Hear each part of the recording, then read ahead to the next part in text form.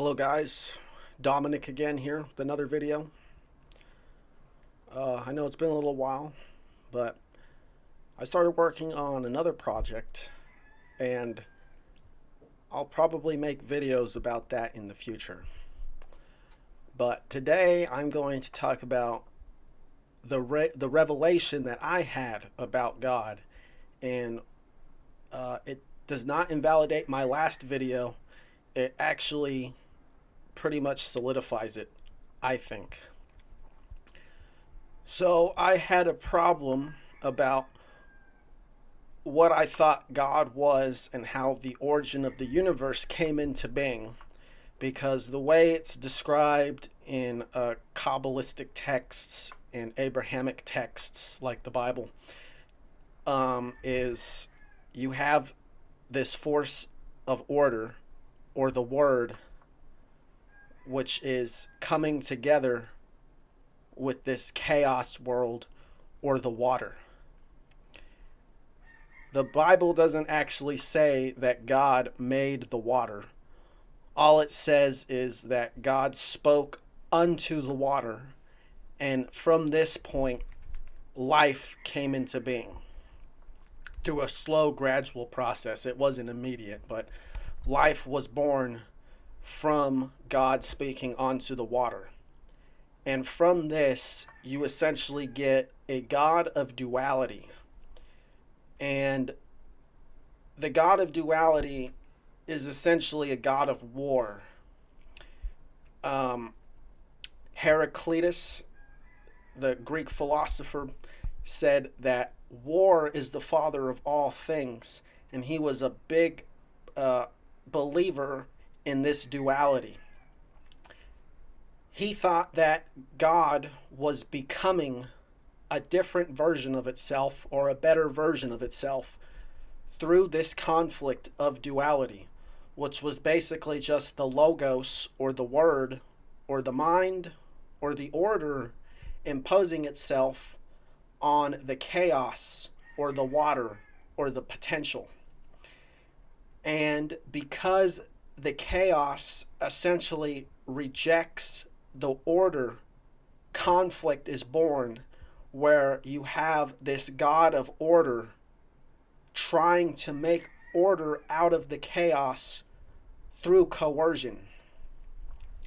It is basically no different from a more developed country going into a less developed country that they see as disorderful, and imposing their will or their order over the less developed country because they perceive it as chaotic.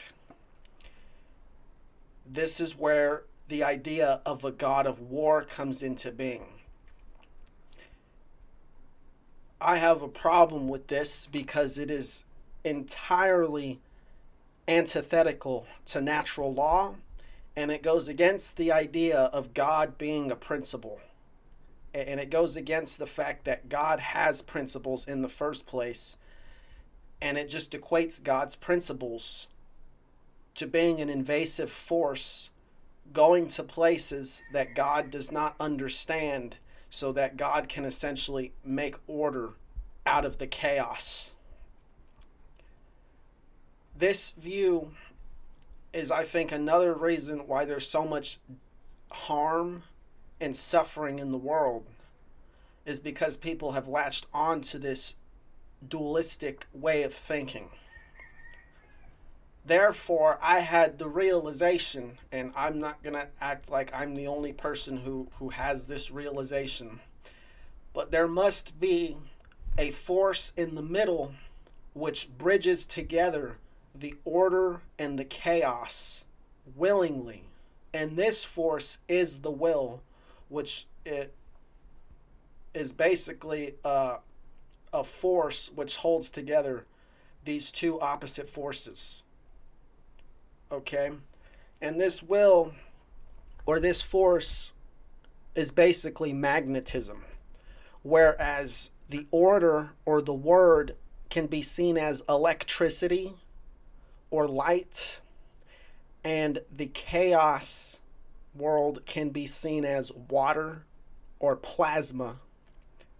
There is a force that exists inherently in these things that is actively trying to bridge these two dualities together. And through doing that, it generates basically experience and existence itself. And through this bridging of opposites, then you have true growth and evolution, not born out of war, but out of voluntary consent of two opposing forces. So it isn't that duality or order is imposing its will over chaos to become a better version of itself. It is the will in the middle which is merging these two forces together so that it can generate an experience to form a tapestry of experiences which are built upon each other, so that it has the ability to self-reflect on itself from various different points of view and vantage points. Whether it's the vantage point of a human being, whether it's the vantage point of a tree or a bird, or whether it's the vantage point of just two different individuals living in the same neighborhood. Everyone and everything is uniquely different from each other. And this is where becoming arises, not through conflict, but through novel experience. Since God knows everything that has already happened, and God has a very good idea of what will happen next, the only thing that God can actually look for and self-reflect from are novel experiences that have never happened. And if God is simply just a force of order and war, that would imply that there is no novel experience and there is no evolution. There's only basically a static timeline of things, of order trying to impose itself over chaos. And I would say that this is also antithetical to pretty much every spiritual teacher that has a religion based off of them, like Lao Tzu or Jesus or Buddha. These people are not saying to go out and make war with creation to become a better version of yourself. These people are saying to live in alignment with principles that are going to bridge together duality into singularity in your life and the world around you. That's not done through war. That's not done through order just simply imposing itself over chaos. That's done through voluntary consent and tapping into our inner God power of bridging duality together, which is only done by adhering to the principles of God, which I discussed a little bit in my previous video. So when you have a God of order and you have this God of duality trying to make the chaos realm in its image, you have a God of coercion. And that would essentially make, people like the governments of the world, the priest classes of the world, the bankers of the world, that would make them correct. Because these people are closer to the source code than we are, we regular people. The elites, therefore, have the right to impose their order over us chaotic lots. And this is just it's just been a huge excuse for the elite to live psychopathic lives without empathy so that they can extract more resources to create the order that they think is necessary. But actually, the order that they think is necessary is chaos. Because it's born out of stagnancy and it's born out of egotism. These people who are at the highest levels of religion, who believe in this God of duality, and who want to manifest the order or the logos through themselves, fail to realize the generative principle, which is the sacred feminine. The sacred feminine is the foundation of civilization. It is the why. Why are we building these things? Why are we defending civilization? It's to sustain life, and it's to build a loving environment where each individual has the potential to self-actualize and become the best version of themselves. When you get these people like the elite who have latched onto this duality, they reserve that self-actualization for themselves at the expense of everyone else. And this is the problem. Because not only are they doing that, people fall right in line and support them and let these people lead them to places that are not actually in their benefit, because these priests or these government people or the pharaohs or the kings or whoever, they're supposedly intermediaries between God and the material world, while the rest of us, we're stuck without them because we don't know the source code. We don't understand the logos.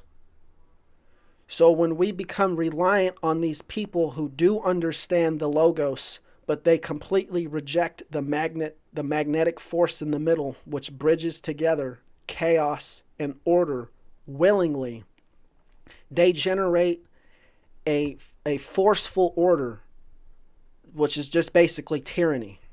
People who think they know better than everyone else, so they're going to go out and impose their order over the world. And this is exactly the God that they worship. They worship the God of duality. They worship the God of order imposing itself over chaos. And when you look at all of reality from that perspective, you, as an aristocrat, see yourself as the force for order and everyone else as chaotic variables to be contained and controlled. So this is my perspective on what God is now. God is not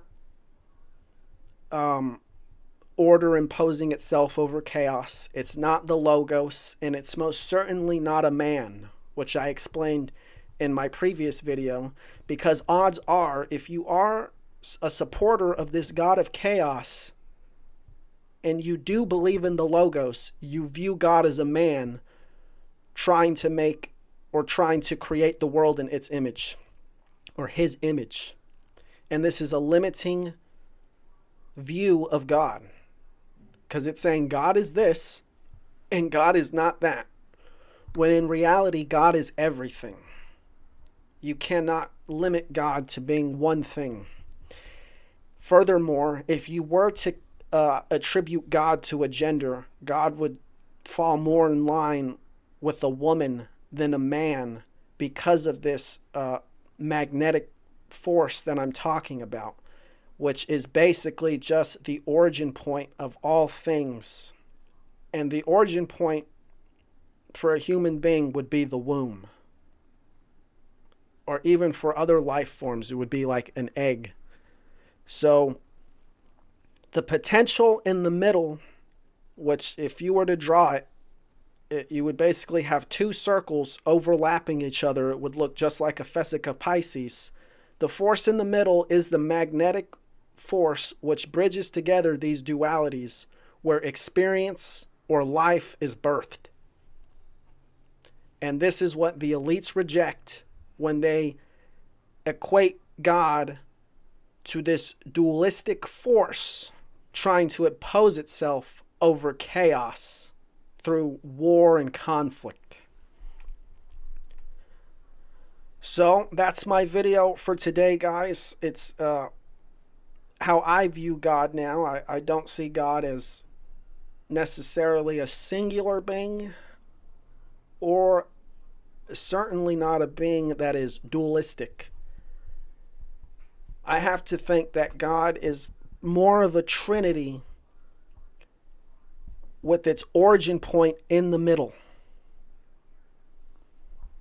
So I'll probably upload some more videos, and I'm probably going to upload some videos about the project I said I was working on in the beginning. But that's my video for today, guys, and I hope that you enjoyed it or you learned something, and I'll see you guys again.